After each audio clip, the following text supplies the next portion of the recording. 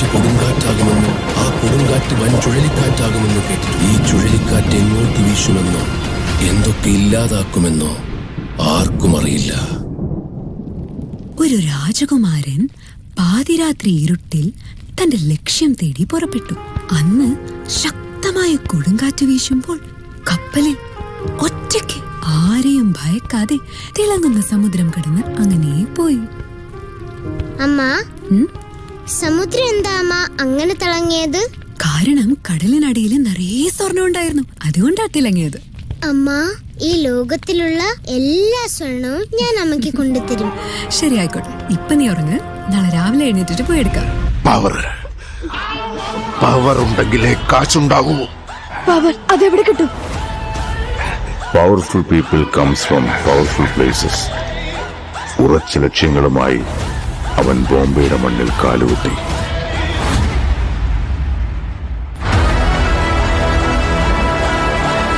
അവന്റെ പാദങ്ങളുടെ വലിപ്പം ചെറുതായിരുന്നെങ്കിലും പാദമുദ്രകളുടെ വലിപ്പം വളരെ വലുതായിരുന്നു. ചെറിയ കുട്ടിയായിരുന്നപ്പോഴേ ബോംബെയിൽ വന്നത് തീക്കനലിൽ വീണതുപോലെ. അന്ന് മുംബൈക്ക് മനസ്സിലായില്ല അവർ തട്ടിക്കളിക്കുന്നത് ഇരുമ്പിനെയാണ്.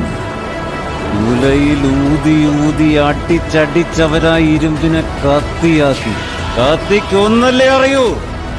1 2 2 3 3 4 5 6 7.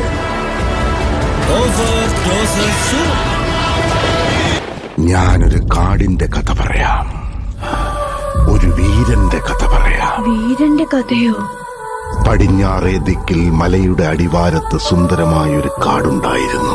തീമഴ പെയ്ത് കാടിന് തീ പിടിച്ചു. അത് പിന്നെ ഒരു ചുടുകാടായി മാറി. തല കുനിച്ച് തടി വിറച്ച് ഭിക്ഷയാചിക്കുന്ന മനുഷ്യക്കോലങ്ങൾ. സൃഷ്ടാവിൽ വിശ്വാസം നഷ്ടപ്പെട്ട നിർഭാഗ്യവാന്മാർ. വിശ്വാസം നഷ്ടപ്പെട്ട നിർഭാഗ്യവാന്മാർ. വിധിയുടെ ചങ്ങല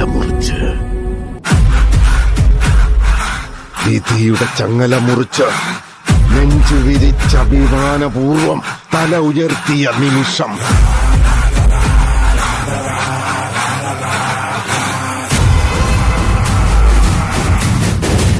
പിന്നെ അവൻ എന്തോ സംഭവിച്ചു? അർജന്റീന വേൾഡ് കപ്പിൽ ആദ്യ മത്സരം സൗദി അറേബ്യയോട് പരാജയപ്പെട്ടു. മൊത്തം മെസ്സിയുടെ ട്രോളാടാ. ഈ നരാച്ചി ആശിച്ചിനി ആരും ഇവിടെ കാലുകുത്താൻ സാധ്യതയില്ല. ബോംബെ ഒന്നല്ല, എന്താ എന്റെ പേര്? റോക്കി. അവനെയും അവർ തീർത്തിളഞ്ഞല്ലേ?